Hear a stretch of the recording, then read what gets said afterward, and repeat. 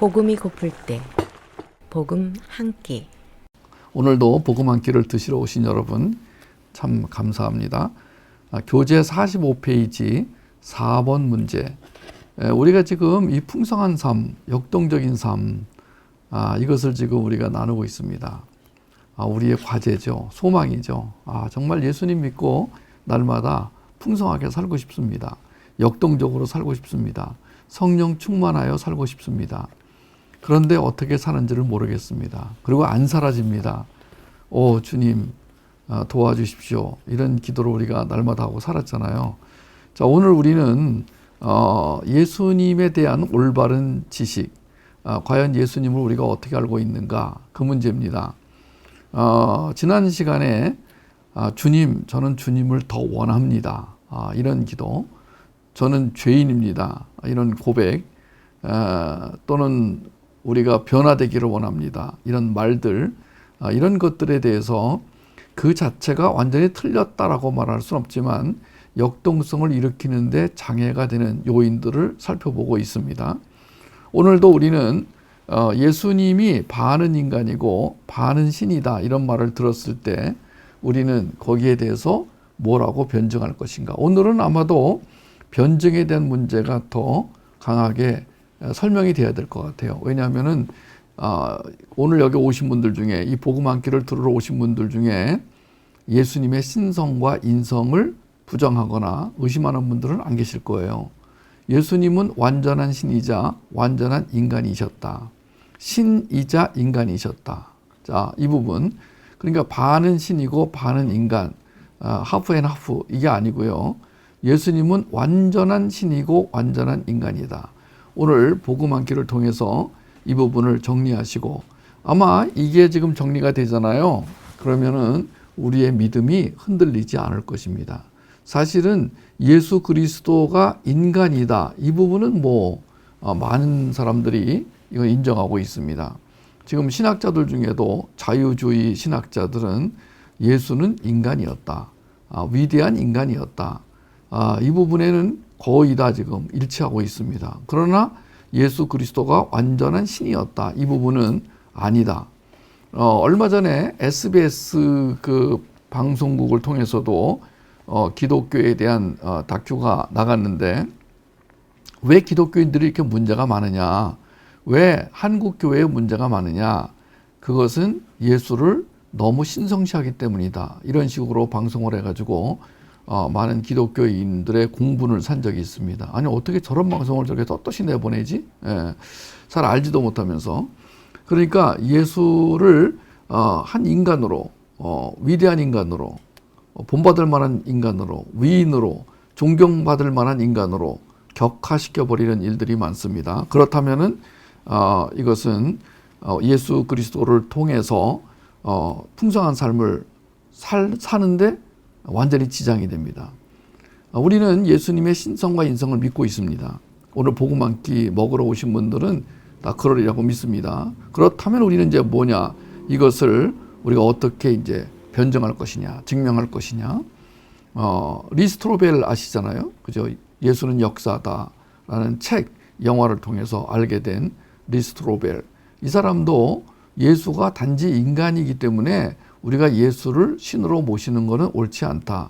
그런데 어떻게 하다가 내 아내가 예수를 신으로 믿게 되었느냐. 이건 있을 수 없는 일이다. 그래가지고 아내를 띄워놓기 위해서 그 오랜 세월 동안 예수가 정말 신인가? 그렇다면은 예수가 신이라는 가장 아킬레스건, 그걸 건드렸죠? 부활이라고.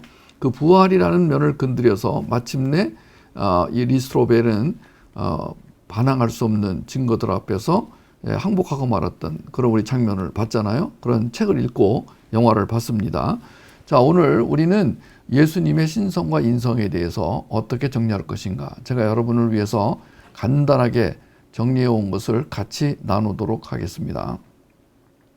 예수 그리스도가 우리의 신이며 예수는 그리스도이신데 그분은 완전한 신이며 또 완전한 인간이시다. 예수의 신성과 인성, 이 부분에 대해서 같이 정리해 보도록 하겠습니다. 이것이 오늘 우리로 하여금 신앙의 역동성, 신앙의 충분성 그리고 풍성한 삶으로 인도하는 전제 조건이 되기 때문에 이 부분은 굉장히 중요한 부분입니다. 신학에서 가장 중요한 개념 중 하나가 창조주와 피조물 구분입니다. 창조주와 피조물, 창조자와 피조자. 자, 하나님이 우주를 만드시고 인간을 만드셨다. 나는 하나님의 피조물이다. 이건 굉장히 중요한 전제가 됩니다. 인간이 결코 영원토록 하나님이 될 수가 없죠. 그러니까 인간은 신성을 가질 수 있는 존재가 못 된다라는 것이죠. 신성과 인성의 영원한 구별을 의미하는 말입니다. 그러나 예수 그리스도는 이 두 속성이 조화를 이룬다는 거예요. 특히 부활하신 이후 인자로서도 영광을 입으신 후에 신성과 인성은 분리되면서도 통일되는 모습을 우리에게 보여주셨습니다. 이 통일성, 신성과 인성의 통일성, 이것은 우리로서는 알 수 없는 신비의 영역입니다. 어떻게 예수 그리스도의 신성과 인성은 분리되면서도 통일을 이루는가? 우리가 나중에 우리도 그런 존재가 될 것을 믿어 의심치 않습니다. 우리도 예수 그리스도와 같은 존재가 될 것입니다. 그것을 영화로운 존재가 된다. 글로리피케이션, 영화라고 하는 부분에서 우리는 설명을 좀 해야 되겠습니다만은 예수 그리스도의 그 부활하신 이후의 모습은 우리에게 소망이 되는 근거가 바로 신성과 인성, 이것의 분리와 통일성, 이것을 보여주셨기 때문이다. 에베소서 1장 10절이 이 땅에 오신 목적을, 예수 그리스도께서 오신 목적을 밝혀주셨습니다. 하늘에 있는 것이나 땅에 있는 것이 다 그리스도 안에서 통일되게 하려 하심이라.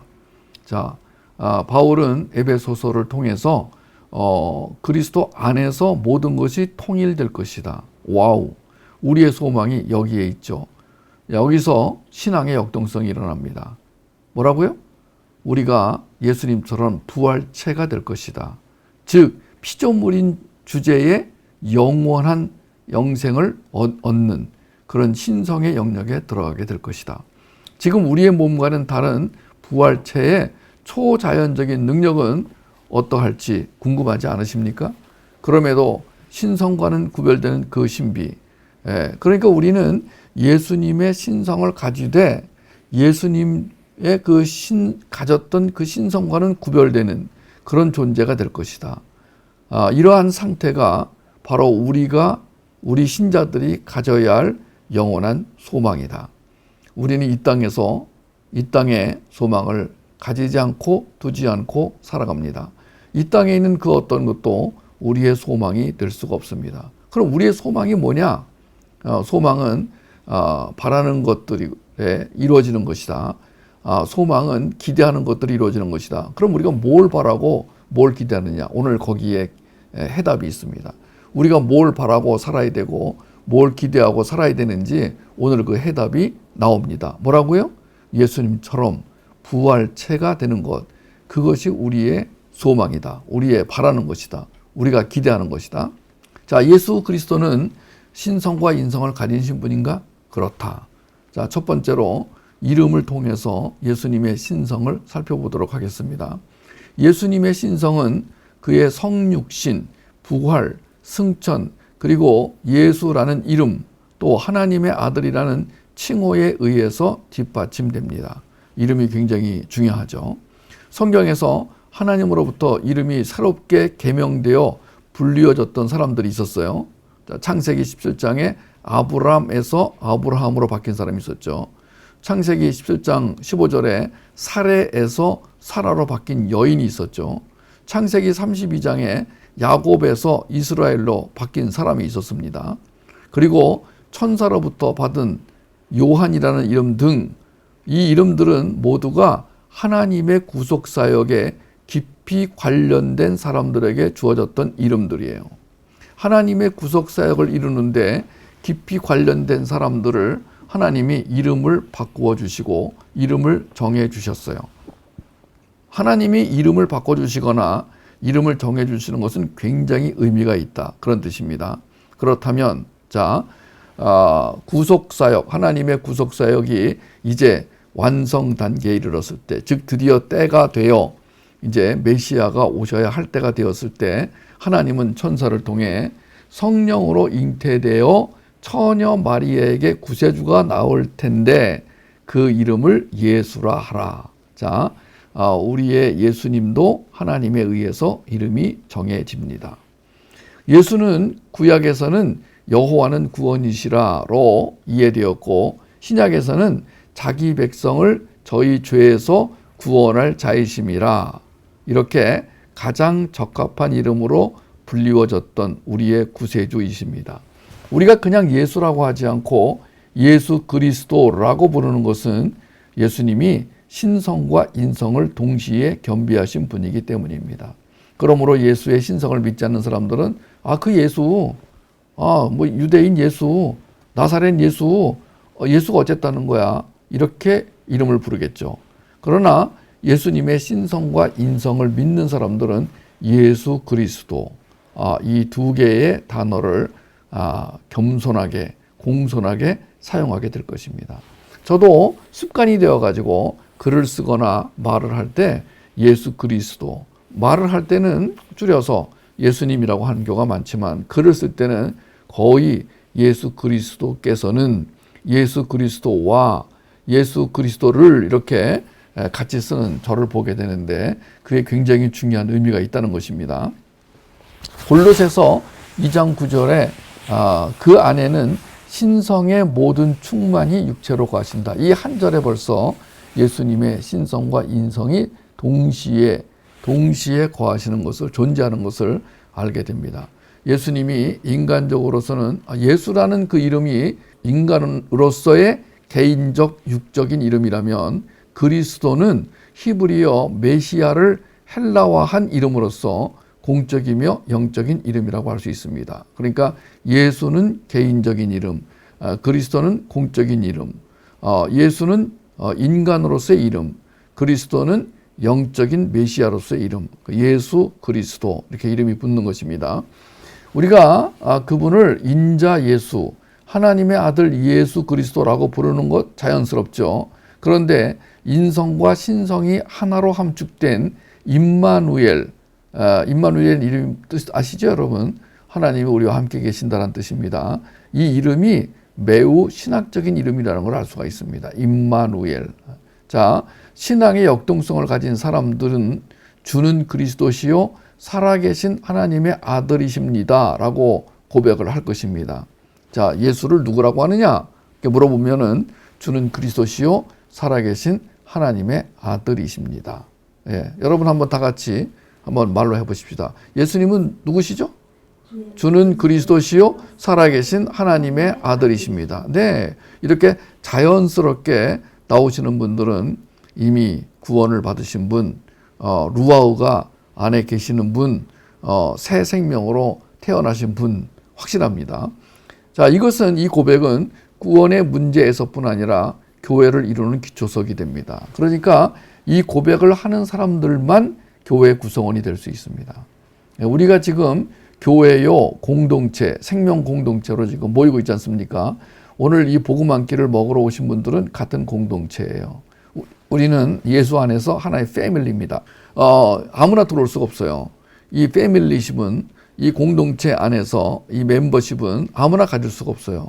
조건이 있습니다. 조건이 뭐냐면 예수가 누굽니까? 이렇게 물어볼 때 네, 그분은 그리스도십니다. 살아계신 하나님의 아들이십니다. 이 고백을 하는 사람만 이 공동체에 들어올 수 있습니다.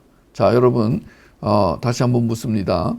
여러분은 예수를 누구라고 하십니까? 예수님은 그리스도시요 살아계신 하나님의 아들이십니다. 예, 지금 두 분 정도가 입을 뻥끗하지 않고 계셨는데 수상합니다. 이 고백이 안 나오는 분들은 이 공동체에 들어올 수가 없습니다. 만약에 그런 사람들까지 공동체 영입을 한다면 이 공동체는 문제가 발생하게 되는 것입니다. 그러므로 성막 밖에 있는 사람은 성막 안에 들어올 수가 없는 것입니다. 성막 안에 들어올 수 있는 사람들은 이 고백이 자기 입에서 나와야 되는 거예요. 이 신앙 고백과 함께 예수를 그리스도를 믿게 되면 완전 새로운 피조물로 재탄생하게 됩니다. 하나님의 영 루아흐가 들어오게 되는 것입니다. 그 루아흐는 우리를 역동성 있는 삶으로 인도하게 될 것입니다. 예수를 그리스도로 믿은 사람, 예수를 주로 고백한 사람들, 그 사람들에게는 그 고백으로 말미암아 신앙의 역동성이 일어난다는 것입니다. 할렐루야. 자, 우리는 예수 그리스도께서는 신성과 인성을 겸비하신 구세주이시다. 그러면은 구세주의 조건이 두 가지거든요. 자, 먼저 구세주는 죄가 없어야 합니다. 로마서 3장 10절에 의인은 없나니 하나도 없다. 또 로마서 3장 23절에 모든 사람이 죄를 범하였다. 자, 이런 말씀이 있는데, 그러니까 이제 보세요. 아담에게서 난 자들, 아담으로부터 나온 후손들은 전부 죄인입니다. 어디에 근거해서? 로마서 3장 23절, 로마서 3장 10절에 의해서 아담의 후손으로 나온 사람들은 전부 다 죄인입니다. 따라서 구세주라면 아담의 혈통으로 나오지 않아야 됩니다. 만약에 아담의 혈통으로 나오면 구세주가 될 수가 없습니다. 자, 만약에 구세주가 아담의 혈통으로 나오면 이 성경 자체가 모순이 되는 것입니다. 성경이 말씀하기를, 자, 아담의 후손은 전부 죄인이다. 죄인으로 들어갈 수밖에 없다. 그렇기 때문에 죄인은 죄인을 구해낼 수가 없죠. 그러니까 결국은 첫 번째 조건, 구세주가 되려면 아담의 후손으로 나오지 않아야 됩니다. 두 번째는 구세주는 피 흘려 죽을 수 있어야 하는 거예요. 왜냐하면요, 성경에 육체의 생명은 피에 있다라고 했고, 그 생명이 피에 있으므로 피가 죄를 속한다. 레위기 17장 11절에 분명히 말씀을 해 놓으셨습니다. 그러니까 히브리서 9장 22절에 피 흘림이 없은즉 사함이 없다. 자, 모든 생명체는 피로 인해서 그 생명이 증거가 됩니다. 그러니까 피가 있는 자는 생명이 있는 것이 있습니다. 그리고 그 피 흘림으로 인하여 죄가 사해집니다. 하나님이 정한 법칙입니다. 그래서 이것을 우리에게 알게 하시려고 구약시대에 그렇게나 많은 짐승을 죽였던 것이죠. 매번 제사 때마다 짐승을 죽였던 이유는 뭐냐? 그 짐승의 피가 예수 그리스도의 피로, 대속의 피로 상징되어서, 그러니까 예수 그리스도만이 우리를 살릴 수가 있는데 그거를 알게 하려고, 즉 피로 말미암아 구원받는다는 것을 알게 하려고 예표로, 상징으로 그 많은 짐승들의 피를 흘리게 하셨던 것입니다.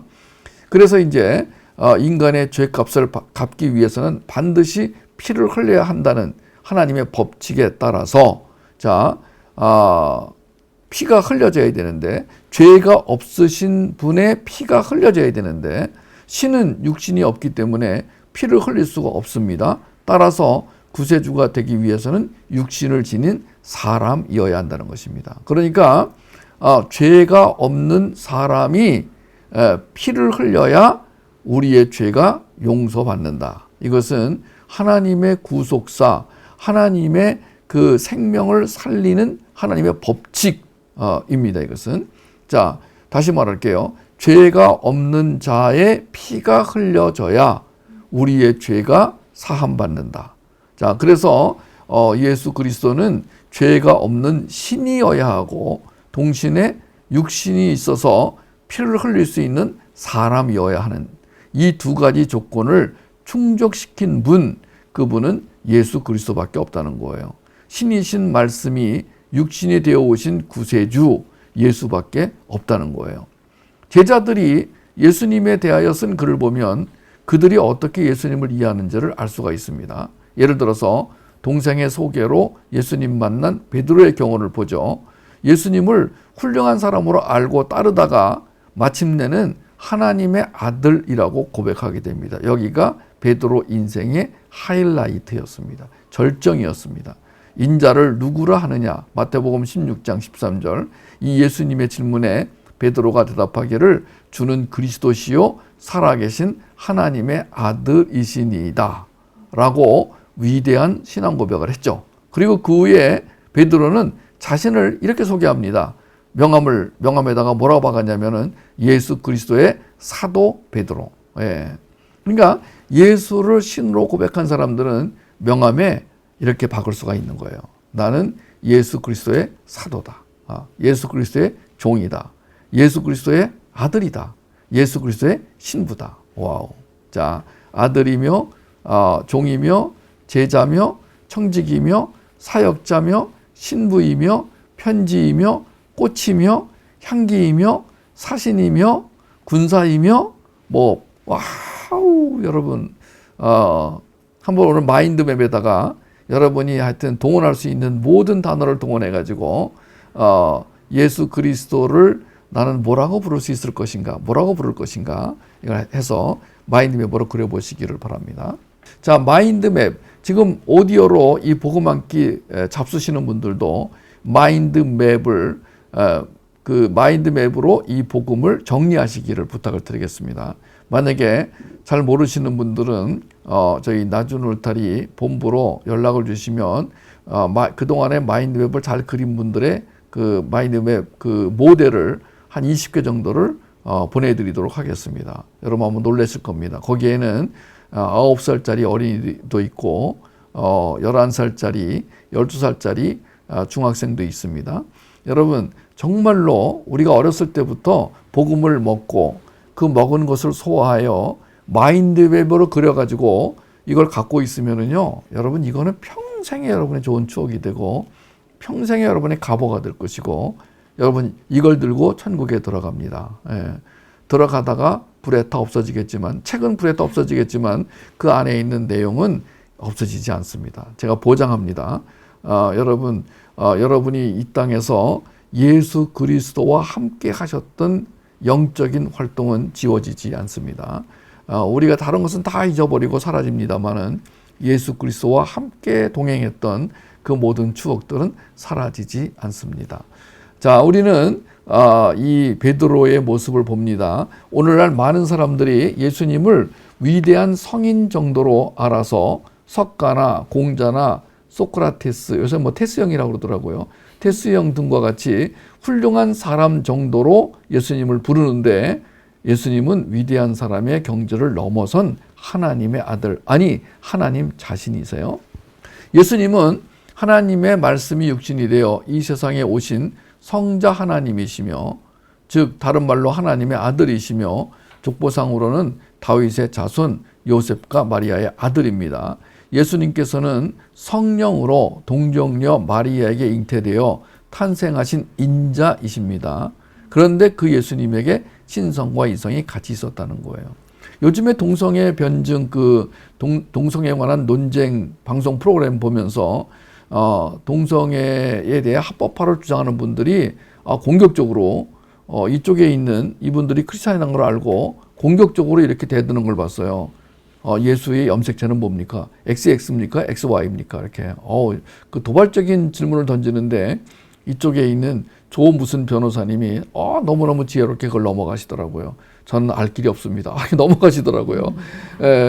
그러면서 성경에는 그 예수님이 그 성령으로 잉태되어 동정녀 마리아에게 태어났다는 기록이 있기 때문에 난 그걸 믿습니다. 전 순간 당황했어요. 저쪽 반대쪽에서 당신이 말이야 이 세상에는 XX 염색체와 XY 염색체 둘만 있다고 그러는데 그럼 예수는 무슨 염색체냐? 이렇게 돌발적으로 질문해 오는데 야, 그때 내가 식은땀이 나더라고요. 이 변증이 굉장히 어려운 게 상대방이 어떤 질문을 던질지 모르기 때문에 이 변증 연습을 많이 해야 됩니다. 저는 이제 코로나가 풀리면은요, 우리 아이들 모아놓고 변증 대회 같은 걸 해가지고 그건 대회를 좀 해야 돼요. 미국이나 호주 같은 나라에서는 그 디베이트 논쟁 시합이라는 걸 합니다. 4명 정도 이렇게 팀을 짜가지고 A번 선수가 나가서 논쟁을 하고 그 다음 B번 선수가 나가서 논쟁을 하고 이 C번이 굉장히 중요하대요. 이 4명 중에서 이 세 번째 멤버가 되게 중요하답니다. 이 세 번째가 실력 있는 사람으로 이제 거기다 넣지 않으면은 거의 진답니다. 그래가지고 논쟁을 하는데 그걸 이제 선생님들이 점수를 매겨가지고 이제 상을 준다 그러더라고요.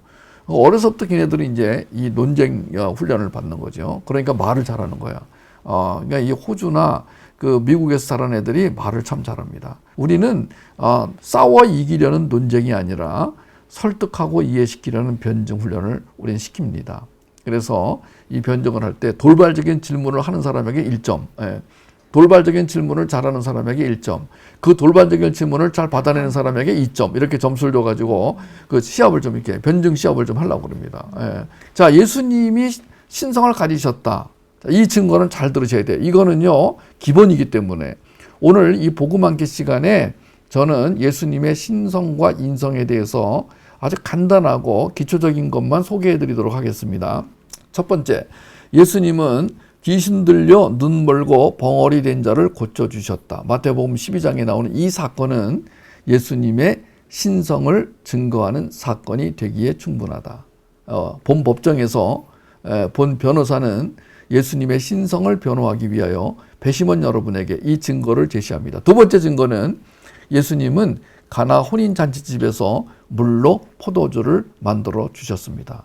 이것은 예수님이 하나님이시라는 증거를 보여주신 것입니다. 요한복음 2장에 나오는 이 사건, 두 번째 사건을 본 법정에서 배심원 여러분에게 증거로 제시합니다. 여러분도 오늘 마지막에 이 증거를 들으시고 나서 자, 예수님은 신성을 가지신 것이 분명하다 아니다를 나중에 해주시기를 부탁을 드리겠습니다. 세 번째 증거, 예수님은 물고기 2마리와 보리떡 5개로 5,000명을 먹이고 그리고 12광줄이 넘치도록 남게 하셨습니다. 이것은 예수님이 하나님이시라는 증거, 예수님은 신성을 가지고 계셨다는 증거입니다. 이것은 예수님이 지금도 영의 양식을 때를 따라 나눠주신다는 것을 보여주신 중요한 사건입니다. 이것은 역사적으로 중요한 사건입니다. 이것은 증인들이 굉장히 많았습니다. 최소한도 증인이 5,000명이 넘었다는 것을 본 변호사는 배심원 여러분에게 자신 있게 말할 수 있습니다. 왜냐하면 먹은 사람이 5,000명이니까 먹지 못한 사람, 아마 먹지 못한 사람 있었나? 다 먹었겠죠. 다 먹었겠죠. 그럼 거기 5,000명 그러면 그 당시에는 남자들만 주로 술을 셌으니까 지금 페미니스트들이 이런 얘기 들으면 좀 화가 날 법한데 그 당시에는 주로 술을 셀 때 성인 남자만 셌습니다. 그러니까 뭐 여자라든가 어린이까지 합치면은 굉장히 많은 숫자가 그 현장에서 본 거예요. 예수님이 떡을 떼주시는 거 이렇게. 자, 떡을 떼가지고 계속 주시는 거예요, 지금 이렇게. 그러면 이제 광주리에 담아서 또 전달 또 떼서 주시고 어디 뭐 숨어서 비밀리에 들어가가지고 몰래 하신 게 아니라 그 광야에서 넓은 곳에서 탁 트인 곳에서 모든 사람이 보는 데서 주님이 기적을 행하셨어요. 네 번째 증거는 마태복음 14장에 나오는데 예수님이 밤중에 갈릴리 바다를 걸어오신 거예요. 호수인데 원래 이 갈릴리 호수인데 워낙 크기 때문에 이 사람들은 그 당시에 바다로 알고 있었어요. 바다로 여겼어요. 이 갈릴리 호수를 주님이 걸어오셨어요. 그러자 베드로 역시 예수님처럼 바다로 뛰어들어서 몇 발자국 걷다가 베드로는 빠졌습니다. 자, 베드로는 인간이라는 증거, 예수님은 하나님이시라는 증거가 여기서 명백하게 드러납니다. 다섯 번째 증거. 자, 예수님이 40일간 금식하실 때 사단에게 시험 받으셨는데 그때 천사들이 나타나 수종을 들었다. 여러분, 천사의 수종을 이렇게 드러내놓고 받으시는 분은 하나님밖에 안 계시는 거예요. 우리도 물론 하나님이 천사를 보내요. 우리를 보호하신다고 그러셨어요. 근데 수종을 들었다. 그러니까 직접 천사들로 하여금 그 수종을 받은 분은 예수 그리스도밖에 안 계셨어요. 여섯 번째 증거. 자, 예수님이 시몬 베드로에게 배 오른쪽에 그물을 던져라. 그랬더니 주님, 제가요 오른쪽이고 왼쪽이고 앞쪽이고 뒤쪽이고요 수없이 던져봤습니다. 제가 도시어부 출신이거든요. 제가요 굉장히 많이 던졌는데 한 마리도 못 잡았습니다. 제가 이 어부 생활 지금 몇 년인지 아십니까? 이렇게 말을 하려고 했으나 성경에는 그 했다는 기록은 없습니다만 아마 그랬을 거예요. 그런데 예수님이 던져라 하니까 제가 주님이 던지라고 하시니까 한번 던져볼게요. 던졌는데 그물이 찢어질 정도로 고기를 잡았다. 이것은 예수님이 인간이 아니라는 단지 인간이 아니시라는 증거입니다. 일곱 번째 증거. 자, 12년 동안 혈루증 앓던 여인, 온갖 군데를 다 가서 그야말로 가산을 탕진할 정도로 치료를 받았으나 병이 낫지 않았던 이 여인이 예수님의 옷 끝을 살짝 만졌는데 병이 나았어요. 이것은 예수님이 신성을 가지고 계셨다는 증거입니다. 8번째, 예수님은 회당장 야이로의 딸을 살려주셨습니다. 죽은 게 분명합니다. 모두가 다 죽은 것을 확인했습니다. 근데 예수님은 그 울고 있는 사람들 틈에서 이 야이로의 딸을 향해서 얘가 죽은 게 아니라 잔다. 그러자 사람들이 무슨 말인지 이해가 가지 않았습니다. 그리고 그 다음에 예수님은 그 딸을 살려주셨습니다. 예수님에게는 죽은 자를 살리는 것이 자는 사람을 깨우는 것과 같았어요. 그러니까 예수님은 신이었습니다. 하나님이셨습니다. 예수님은 산자와 죽은 자의 주님이셨습니다. 예수님은 두려워하지 말고 믿기만 하라고 하셨습니다. 오늘 우리에게 만약에 이게 믿어진다면, 이게 역사적 사실이고 이게 믿을 만한 근거가 있다고 여겨진다면 우리는 예수께서 하신 모든 일을 믿음으로 받아들인 동시에 우리에게 있는 두려움은 사라지게 될 것입니다. 9번째, 마가복음 9장에 보면은 그 변화산에 올라가셨을 때 예수님만 옷이 휘어지고 얼굴에 광채가 났다 기록이 되어 있습니다. 그리고 그때 하나님의 음성이 들렸습니다. 이는 내 사랑하는 아들이다. 그리고 놀랍게도 모세와 엘리야가 나타났습니다. 여러분, 이 놀라운 광경을 지금 이걸 본 제자는 정말 너무 놀라고 좋아가지고 주님 여기에 천막을 치고 여기서 살면 안 될까요? 라고 할 정도로 거기에다가 아파트를 짓거나 아니면 빌라를 짓고 살고 싶다고 할 정도로 이렇게 그 경험은 놀라운 경험이었습니다. 10번째, 마가복음 16장에 예수님은 부활 승천 후에 하나님 보좌 우편에 앉으셨다는 것입니다. 부활은 예수님의 신성을 드러내는 가장 중요한 사건이었죠. 제가 서두에 말씀드렸듯이 지금까지 예수님의 신성을 믿지 않았던 사람들이 어디서 많이 무너졌냐면 부활 사건에서 무너졌습니다. 저는 그래서 오늘도 예수님의 신성을 믿지 않는 사람들에게는 이 부활이 역사적인 사실이냐 아니냐를 따져보라고 말하고 싶어요. 오늘날 많은 신학자들이 있잖아요. 성경을 난도질을 해가지고 성경 그 내용 중에서 믿을 만한 게 있고 믿지 못할 게 있다. 김용옥 교수 같은 경우 대표적인 경우죠. 그 기독교 서적 베스트 10에 김용옥 교수의 책이 들어있더구만요. 도마복음이라는 게 거기 베스트셀러에 들어가 있더라고요. 지금도 많은 사람들이 그 책을 사서 보는 것 같아요. 여러분, 김용옥 교수는요, 그 요한복음도 주석서를 내고 도마복음서라는 또 책을 쓰고 그러는데 성경 강해도 하고 그러는데 그분은 그 성경 내용 중에 이 제자들이 잘못 쓴 것도 있고 또 일부러 그 거짓말로 쓴 것도 있다.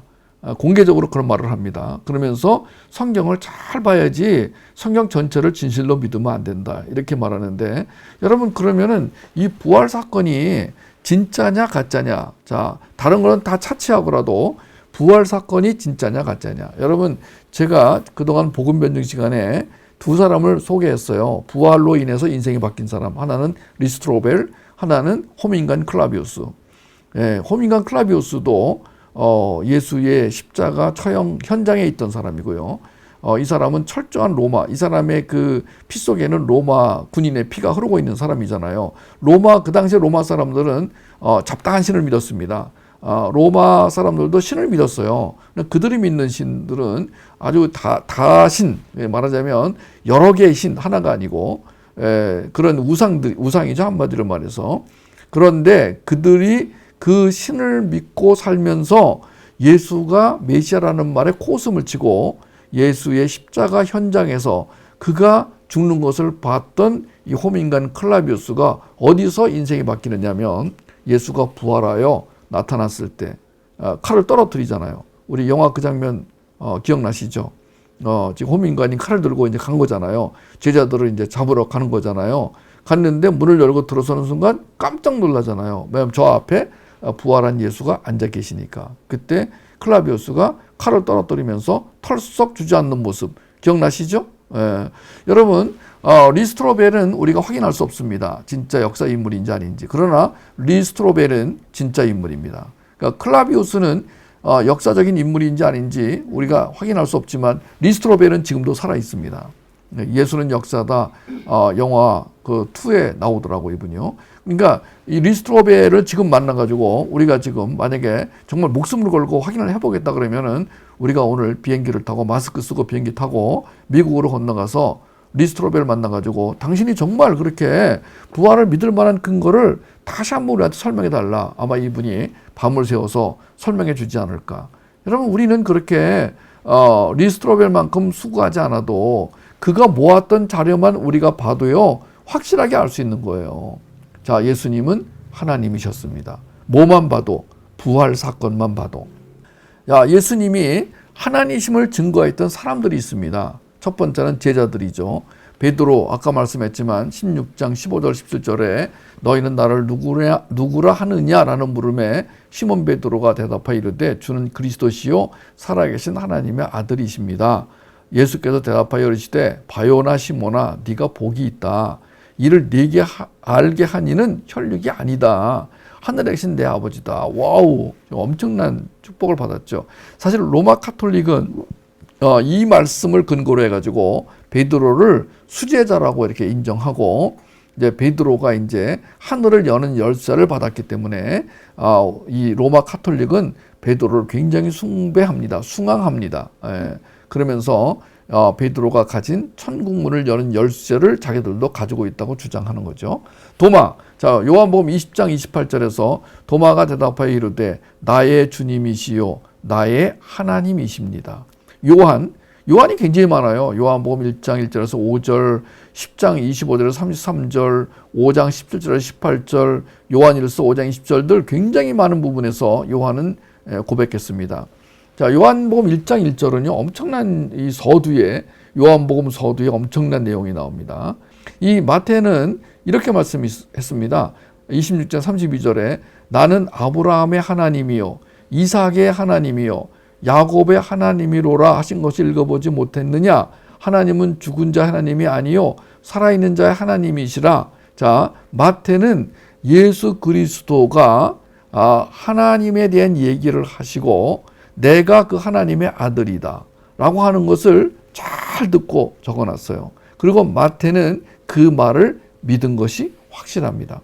마태복음 전체를 보면은요, 마태는 예수님에 대해서 너무나 정확하게 기록을 해놨기 때문에 여러 군데에서 마태의 고백을 찾을 수가 있을 것입니다.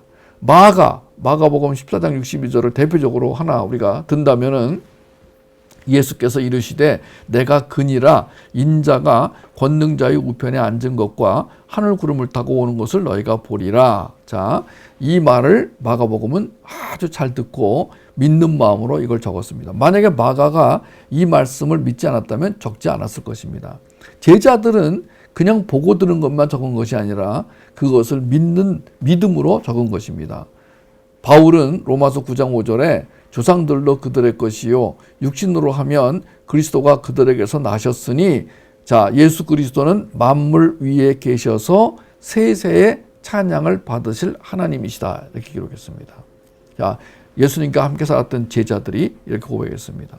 저와 함께 살았던 여러분이 저를 뭐라고 하시겠습니까? 다단계 대표, 뭐 예를 들어서 짜장면집 주인, 뭐 동네 음식점 주방장 여러 가지로 말할 수 있을 것입니다. 여러분이 말씀하는 것이 역사에 기록이 됩니다. 여러분 가장 가까이 있던 사람들이 한 말이 굉장히 중요한 증언이 됩니다. 예, 지금 이 법정에서는요 어떤 사람의 증언이 가장 그 효과를 보냐면은 가까이 있던 사람, 같이 살았던 사람, 3년 이상을 지냈던 사람들의 고백은 굉장히 중요한 증언 자료가 됩니다. 여러분 우리가 예수님의 제자들의 이 말은요 법정에서 충분히 받아들일 만한 가치가 있습니다. 왜냐하면은 그들이 가장 가까이서 봤기 때문입니다.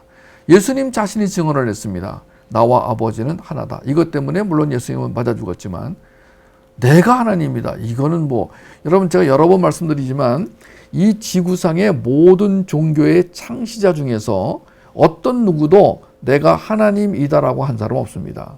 심지어 지금 마호멧 이름 잘못하면은 또 참수당할 위기가 있는데 마호메트마저도 그는 신을 깨달아 안 선지자, 예언자입니다. 마호메트는 대예언자, 대선지자. 그가 신이 아니에요. 그런데 오늘 이 극단주의 이슬람 교도들이 마호멧을 지금 신으로 지금 떠받들고 있는 거예요. 그래가지고 지금 프랑스 교사 한 사람이 수업 시간에 우리가 표현의 자유, 자, 우리나라는 표현의 자유가 있는 나라다.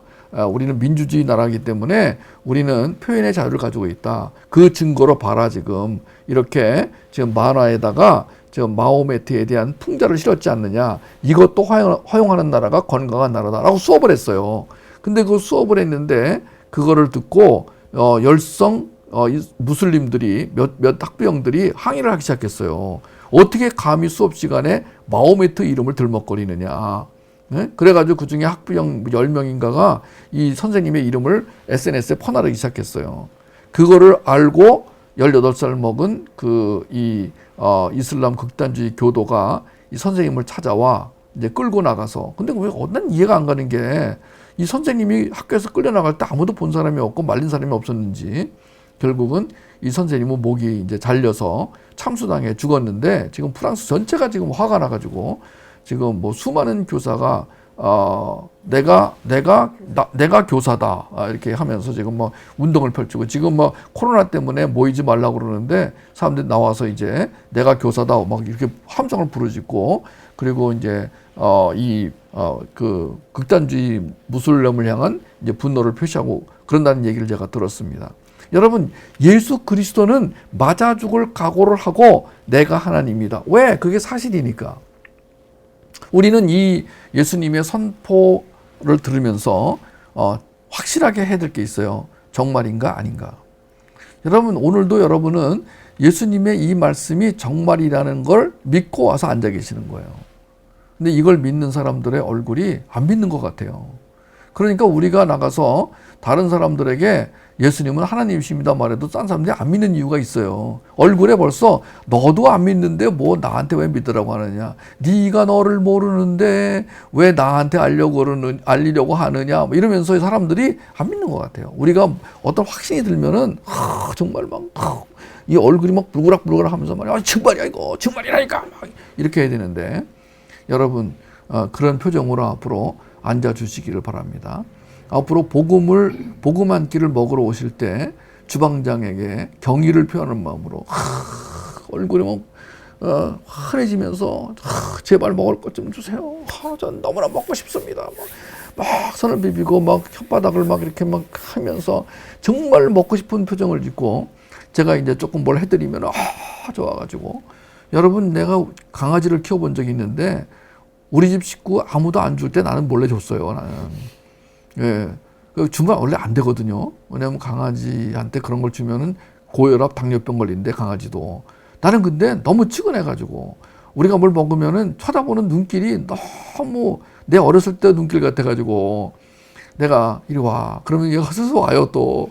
오면은 제가 몰래 이렇게 고기를 한 점 잘라가지고 가위로 잘라가지고 얘가 그냥 좀 아껴 먹지 그냥 한 번에 먹어 그냥 이렇게 꿀꺽하고 먹어. 그건 또 쳐다봐.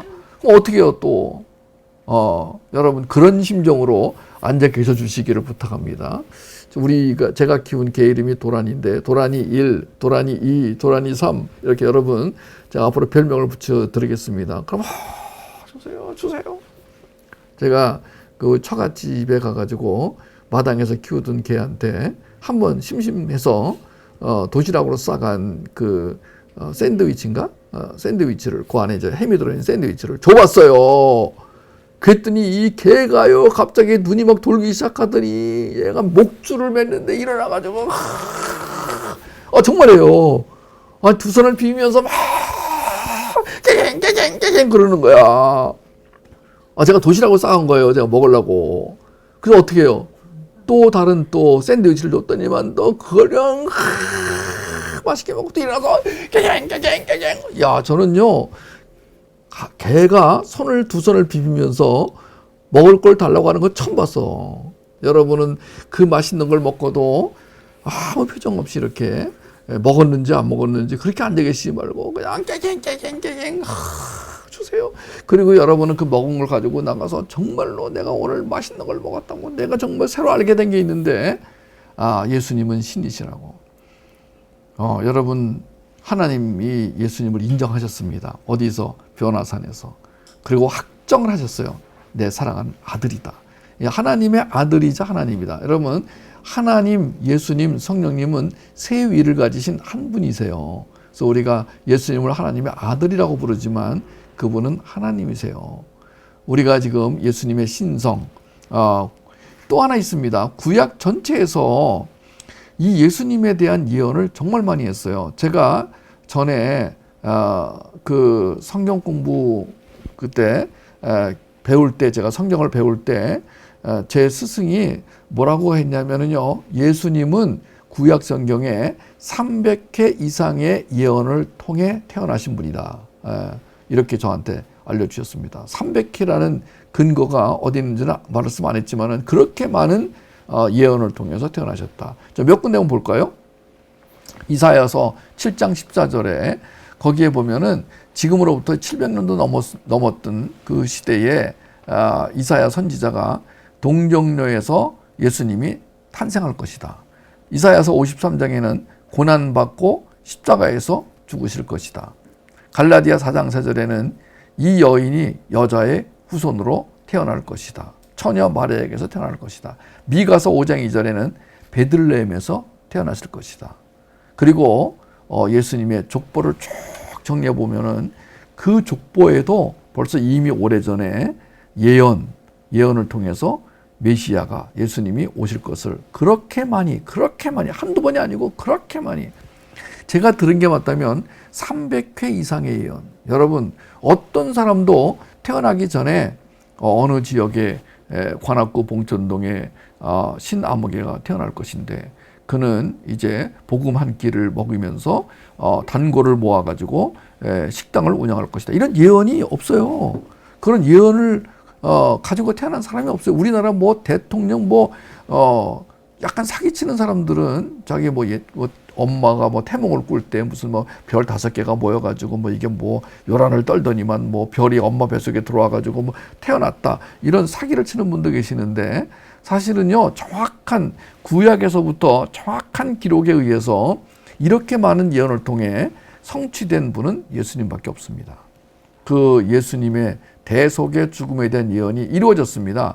자, 우리가 이제 성경에서 그 이삭은 이제 아브라함이 이삭을 모리아산에서 죽이려고 했잖아요. 왜냐하면 하나님이 이삭을 바쳐라, 그것은 제물로 바쳐라라는 뜻이었어요. 그래서 아브라함이 이삭을 데리고 가가지고 모리아산 제단 위에 뉘어놓고 제물로 바치려고 했단 말이에요. 왜 하나님이 왜 그러셨냐 이거 지금 이게. 여러분, 이거 이상하지 않으셨어요? 다 풀리셨어요 그 문제? 여기 나왔잖아 지금 왜 그런지. 여러분, 아니 하나님 무슨 억가심정이 있어가지고 잘 자라고 있는 애를 죽이라고 하냐. 이거 뭐냐 이거 지금. 많은 분들이 아브라함의 믿음을 시험하기 위해서라고 했지만 사실은 더 정확한 것은 예수님이 십자가에서 죽을 것이다.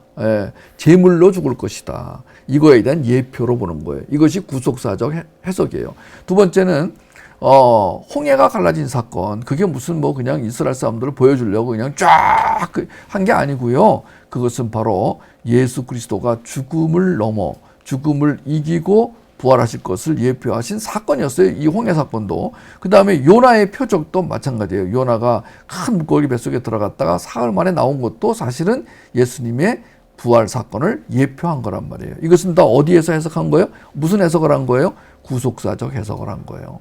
우리가 구약 성경의 사건들, 인물들조차도 그 안에는 뭐가 들어있어요? 예수님의 구속사가 예표되어 있다, 숨어 있다. 그렇게 본다면은 예수님에 대한 이 예언과 사건은 무지무지 많은 거예요. 전부 모든 사건과 예언이 어디 모아져요? 예수님에게로 쫙 모아지는 거예요. 여러분, 이것은 놀라운 일입니다. 자, 부활의 예언을 또 시로도 예언한 분이 있어요. 시편 16편 저자는 시를 통해서 예수님의 부활을 예언했습니다. 같이 읽어볼까요? 하나님이여 나를 지켜주소서. 내가 주께 피하나이다.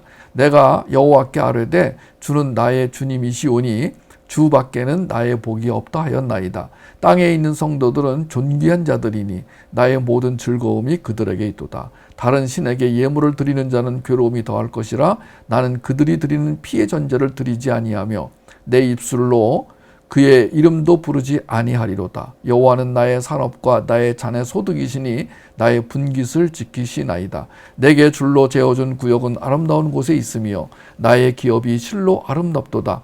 나를 훈계하신 여호와를 송축할지라. 밤마다 내 양심이 나를 교훈하도다. 내가 여호와를 항상 내 앞에 모시며 그가 나의 오른쪽에 계심으로 내가 흔들리지 아니하리로다. 이러므로 나의 마음이 기쁘고 나의 영도 즐거워하며 내 육체도 안전히 살리니 이는 주께서 내 영혼을 수월에 버리지 아니하시며 주의 거룩한 자를 멸망시키지 않으실 것임이니이다. 주께서 생명의 길을 내게 보이시리니 주의 앞에는 충만한 기쁨이 있고 주의 오른쪽에는 영원한 즐거움이 있나이다. 여러분, 오늘 이 말씀 속에서 예수님의 부활을 엿볼 수 있습니까? 그렇다면 여러분은 복음을 제대로 먹으시는 거예요. 여러분, 우리가 성경을 읽을 때 모든 성경은 예수 그리스도를 증거하는 말씀입니다. 우리 그렇게 받아들입니다. 요한복음 5장 39절에 근거하여 모든 성경은 예수님을 증거하는 말씀이에요. 예수님을 드러내는 말씀입니다. 그래서 구약에 있는 내용들은 오실 예수님을 예언한 내용으로 봅니다. 그리고 신약 말씀은 이제 오신 예수님, 그분의 말씀, 또 그분의 말씀을 해석한 말씀으로 모든 것이 초점이 예수님에게로 맞아집니다. 그러므로 저는 예수님 얘기밖에 할 게 없습니다. 저의 메뉴는 항상 예수님입니다. 물론 재료는 여러 가지가 들어갑니다. 오늘은 신성과 인성이라는 재료를 버무려서 여러분에게 복음 한 끼를 만들어 드립니다만은 이 복음의 핵심은, 복음의 주제는 예수 그리스도. 이 음식의 이름은 예수 그리스도. 저는 여러분에게 예수 그리스도밖에는 먹여드릴 게 없습니다. 그래서 여러분이 또 예수님이야 그러시더라도 할 수 없습니다. 자, 예수님의 인성을 드러내는 몇 가지 재밌어요. 예수님의 인성이 재밌습니다. 첫째는 유대를 떠나 갈릴리로 가시는 길에 사마리아 우물가에 도착하셨는데 피곤하셨다. 신이라면 피곤하지 않잖아요. 인간이니까 예수님이 인간이시라는 증거죠.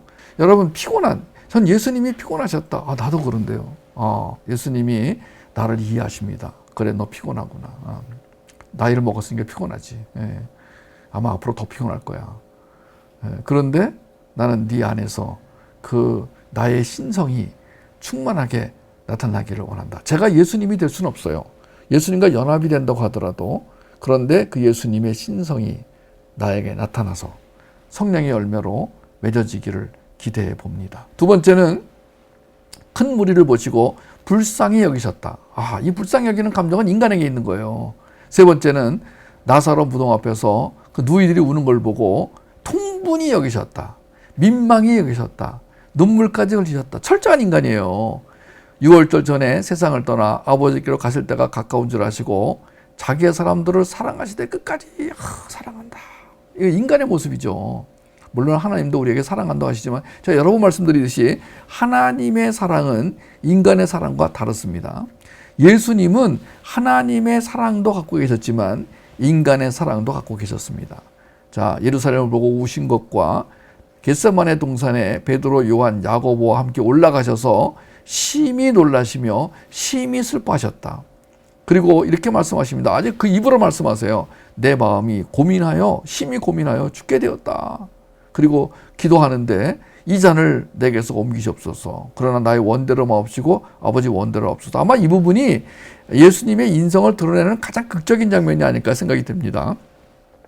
겟세마네 동산에서 기도드릴 때 힘이 들어 땀이 땅에 떨어지는 핏방울처럼 되었습니다.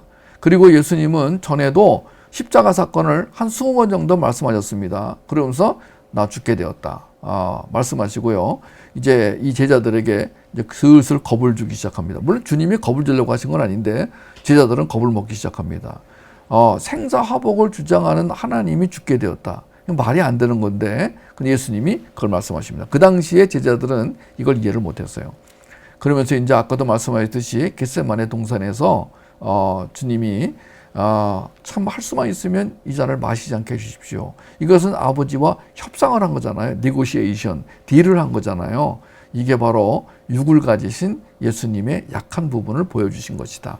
그 다음에 십자가에서 요한에게 내 어머니다.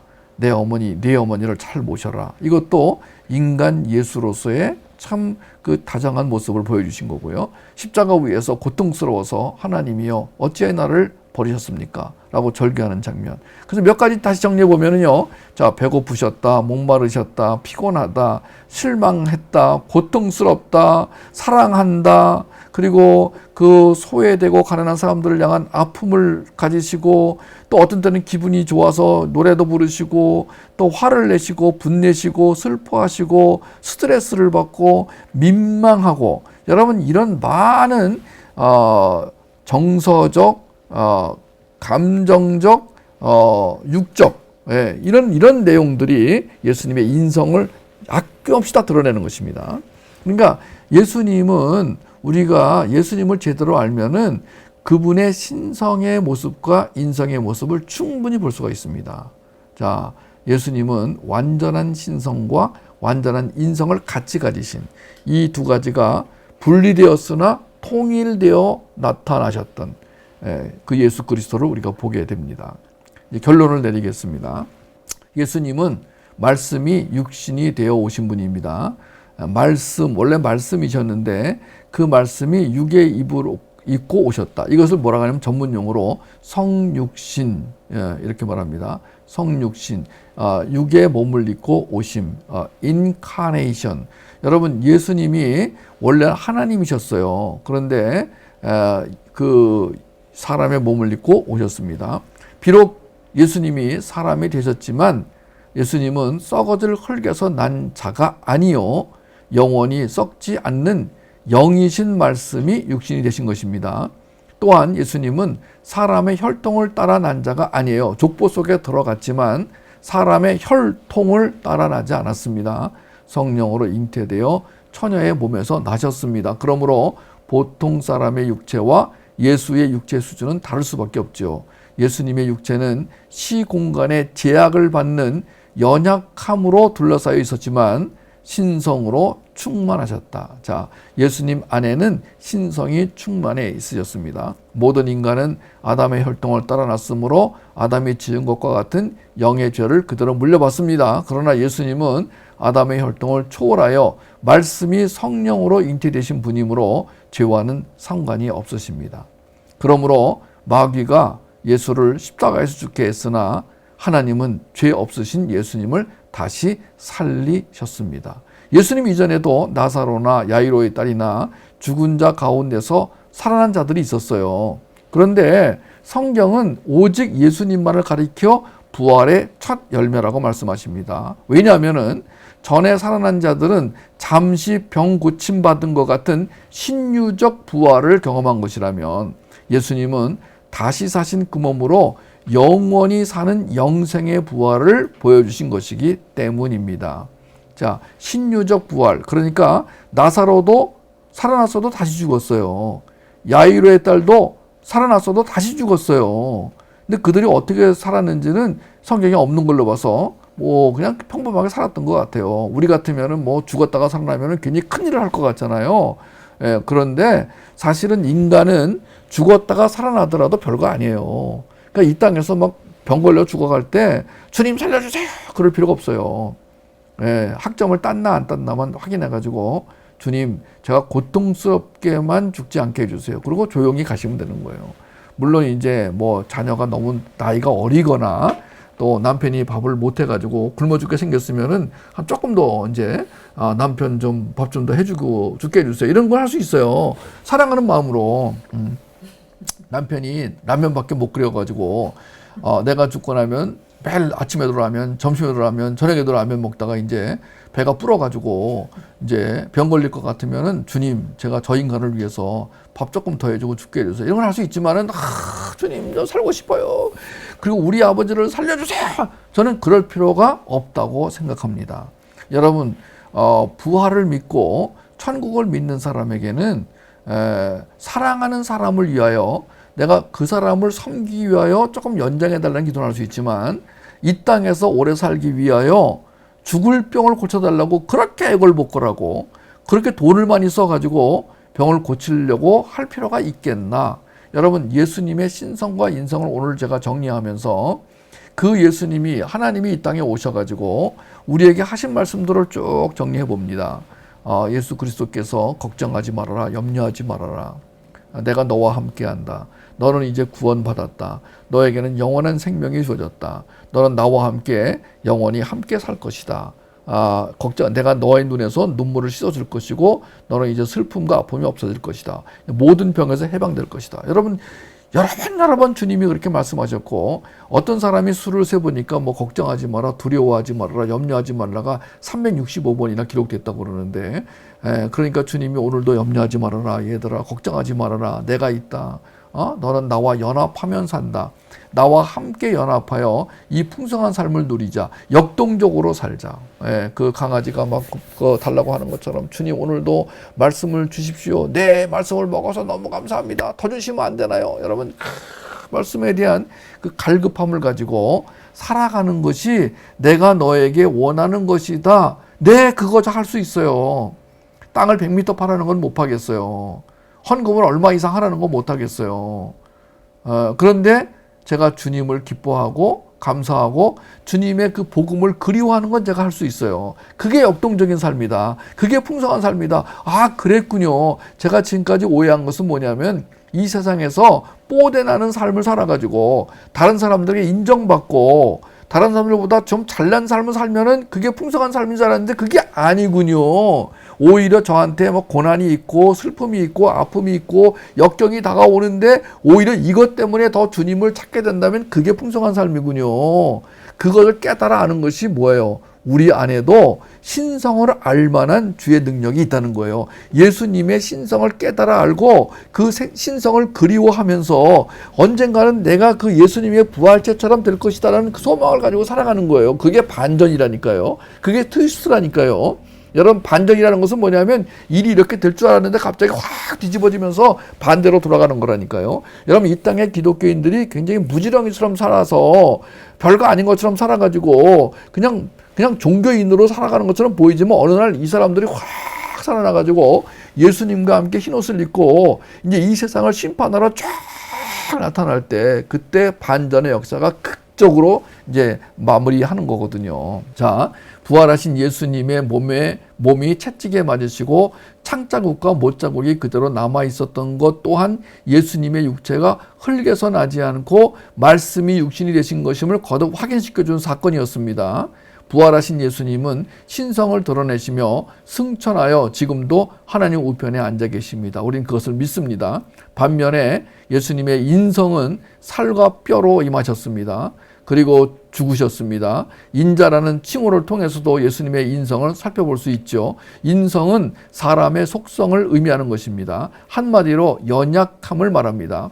인성을 지닌 예수께서는 시공간의 제약을 받으셨죠. 하나님은 본래 뼈도 없고 살도 없는 영이셨지만 예수님이 육신으로 오셨다는 것은 살과 뼈를 가졌다는 것을 의미합니다. 그래서 예수님이 내 몸을 만져봐라. 영은 살과 뼈가 없으되 너희 보는 바와 같이 나는 있느니라. 누가복음 24장 39절에서 말씀하셨잖아요. 예수님은 분명히 여인의 몸에 수태되어 그 안에서 자라고 마침내 해산의 수고를 통해 세상에 나졌습니다. 그리고 그 지혜와 키가 자라가며 라고 말씀하신 것처럼 여느 아이들과 동일한 성장 과정을 거치셨습니다. 예수님은 영으로만 임하신 게 아니라 분명히 살과 뼈를 가진 육체로 오셨습니다. 그분의 육체는 인간과 다를 바 없어 감정과 감각이 살아 있었습니다. 어느 인간처럼 아픔과 슬픔, 피곤함과 시장기, 서운함과 분노를 느끼셨습니다. 한마디로 예수님은 인간과 동일한 인성을 가지신 사람이셨습니다. 주님은 굶으면 배고프고 휴식이 없으면 피곤하고 매 맞으면 아프고 상처가 생겼습니다. 감정의 자극을 따라 기쁨과 슬픔과 답답함을 느끼기도 하셨습니다. 예수님의 인성은 십자가의 죽음을 앞두고 심히 번민하며 죽음에서 능히 구원하실 하나님에게 심한 통곡과 눈물로 간구하는 장면에서 강하게 드러났죠. 마침내 인성을 가지신 예수님은 십자가에서 피 흘리는 죽음을 맞으셨고 무덤에 장사되었습니다. 그리고 신성으로 부활하셨습니다. 예수님은 신성과 인성을 겸비한 분이라는 것이 오늘 다 증거가 제시됐습니다. 예수님은 참 하나님이시며 또한 참 사람이십니다. 예수님은 사람이 되신 하나님의 아들로서 인간을 구원하시는 우리의 구세주이십니다. 오늘 본 법정에서 본 변호사가 제시한 증거들을 다 들으시고 배심원 여러분, 나는 예수님의 신성과 인성을 믿을 수 있습니다라고 생각하시는 분 손을 들어주시기 바랍니다. 네, 감사합니다. 여러분은 복되신 분들이십니다. 안 보고 믿는 분들은 복되신 분이십니다. 우리는 그 현장에 있지 않았습니다. 우리는 현장에 있던 사람들이 쓴 책을 보고 믿고 있습니다. 여러분, 우리는 예수님의 현장에서 살았던 사도들이 아닙니다만은 그들이 남겨준 그 복음, 그 기록에 의해서 우리는 그거를 믿고 알고 믿고 있습니다. 이것은 우리가 한 게 아니라 성령께서 알게 하시고 믿게 하신 것입니다. 여러분, 그 성령을 더욱 사모하시면서 제가 지금 믿음이 아직 충만하지 않은 것 같습니다. 주님, 저에게 충만한 믿음을, 그리하여 제 눈으로 그 예수님의 신성과 인성을 똑똑히 목격하는 그런 충만한 삶, 충분한 삶, 풍성한 삶, 역동적인 삶을 매일매일 경험하게 해 주시옵소서. 우리 자녀들에게도 그런 경험을 허락하여 주시옵소서. 예수님의 이름으로 기도합니다. 아멘.